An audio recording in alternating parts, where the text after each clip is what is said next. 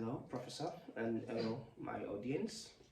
In this video, um, my name is Ayodeji Akinola, and in this video, I'm going to be critically looking at the origins of international relations.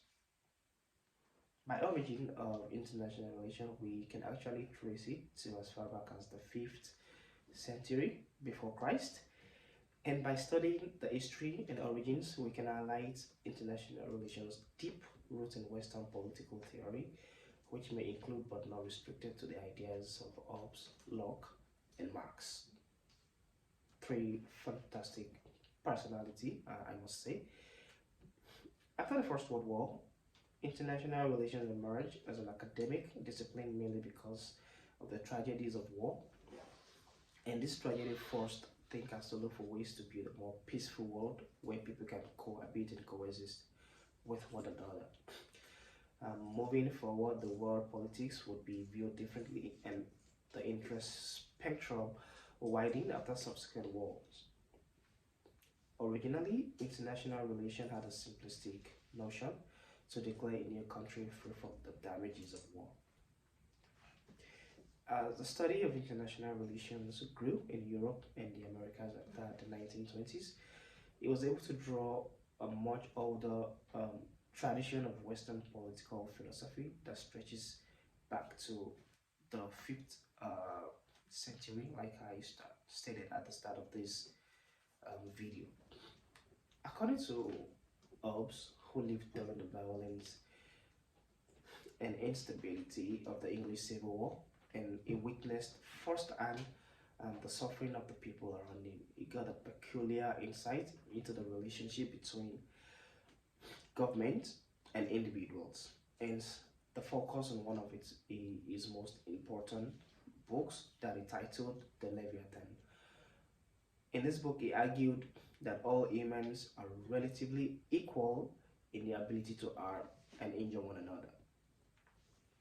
According to him, a world without government forces humanity into a constant state of war because there will be no way, actually there is no way, to trust the good or peaceful intention of others.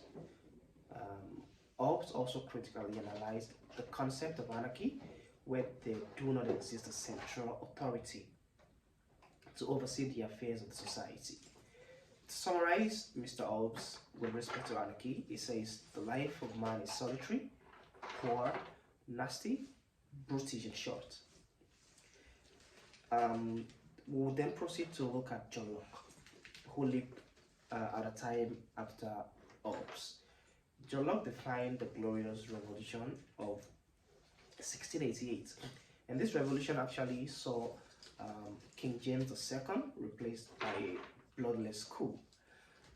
And based on this experience, Locke had a less negative opinion about humanity and government, but he still sees human nature as aggressive and greedy. According to John Locke, all humans have natural rights to life, liberty, and prosperity.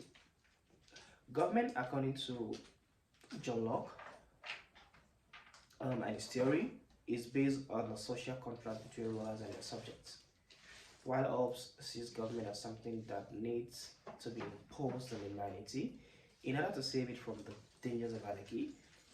Locke, on the other hand, sees government as something that emerges out of agreement between the population and the rulers that claim leadership over them.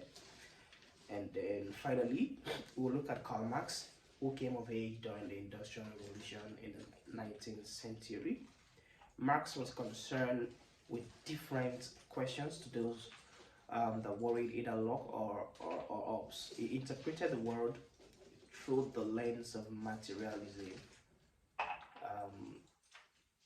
the belief that any understanding of political community must be based on the physical and economic condition in which the community exists.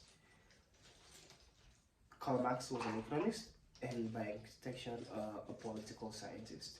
He also believed that history and the story of humanity is shaped by clashes of opposing ideas and groups that produce new historical trends.